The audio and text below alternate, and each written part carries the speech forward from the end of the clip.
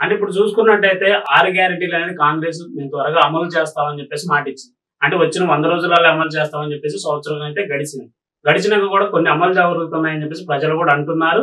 అలాగే నాయకులు కూడా ప్రతి ఒక్కళ్ళ దగ్గరికి వెళ్ళి మేము పరిశీలిస్తున్నామని చెప్పేసి కూడా అంటున్నారు. మరి బీఆర్ఎస్ ఉన్నప్పుడు ఆ బీఆర్ఎస్ నాయకులు కూడా ప్రజలను మోసం చేశారు, పథకాలు ఇవ్వడంలో చాలా జాప్యం చేశారనే మాటలు కూడా వినపడుతుంది.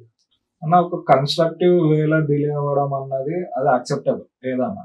ఇప్పుడు మేము పలానా టైంకే ఇస్తాము అని చెప్పి దాన్ని డిలే చేయడం అన్నది వేరే. బట్ ఒక పథకం అనుకొని దాన్ని ఒక స్టేజ్ వైజ్ ఇంప్లిమెంట్ చేయడం వేరే. కాంగ్రెస్ కేసు వచ్చి అది కాదు. వాళ్ళు గద్దెనెక్కింది ఎట్లా, మేము 100 రోజులు అంటే 100 రోజులలోనే చేస్తాము, December 9కి మేము రైతు రుణమాఫీ చేస్తాము అంటే చేస్తాము, రైతు బంధు ఇస్తామంటే ఇస్తాము అని కరాఖండిగా చెప్తే పబ్లిక్ వాళ్ళని నిజమేమో అని నమ్మి నిజంగానే అట్లా చేస్తారేమో మోసం చేసింది, ఖచ్చితంగా చేసింది అన్న. ఇప్పుడు 2000 ఇస్తాను పెన్షన్ ఏమన్నాడు, మీరు 9 తారీఖు కాగానే అందరు బ్యాంకులలో పోయి 4000 రూపాయలు తెచ్చుకొని పెన్షన్ అన్నారు. ఇప్పటివరకు ఇచ్చిన పెన్షన్ ఎవరికి ఇవ్వాలి? ప్రతి ఒక్క ఆడపడుచుకి 2500 ఇస్తా అన్నాడు, ఎవరికైనా ఇచ్చిందా? ఇప్పటి వరకు ఇవ్వాలి. తులం బంగారం ఇస్తామన్నాడు, ఎవరికైనా ఇచ్చిందా? ఇవ్వాలి. మీకు ఇంకా ఒక విషయం నేను చెప్పదలుచుకున్నాను. ఇప్పుడు తులం బంగారం ఇచ్చుడు దేవుడారు. ఆల్రెడీ వస్తున్న కళ్యాణ లక్ష్మి అని మొన్న ఒక కేసు అయింది. కళ్యాణ లక్ష్మి మన 1,10,000 ఏవైతే వస్తాయో దాంతో తులం బంగారం ఇస్తామని చెప్పి గద్దెనెక్కింది కాంగ్రెస్ ప్రభుత్వం. ఆ 1,10,000 వాళ్ళ అకౌంట్ లో పడంగా అది కాకుండా 60,000 రుణమాఫీ చేయలేదు, మన ఫార్మర్ లోన్ ఉందని చెప్పి 60,000 కట్ చేసుకుంది గవర్నమెంట్.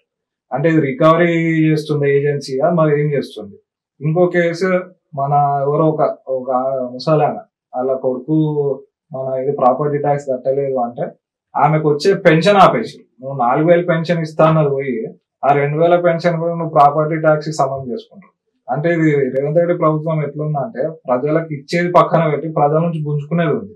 అంటే ఎవరికైనా రికవరీ చేస్తున్నాడు, మరి బ్యాంకులకు చేస్తున్నాడా, దేనికి చేస్తున్నాడా?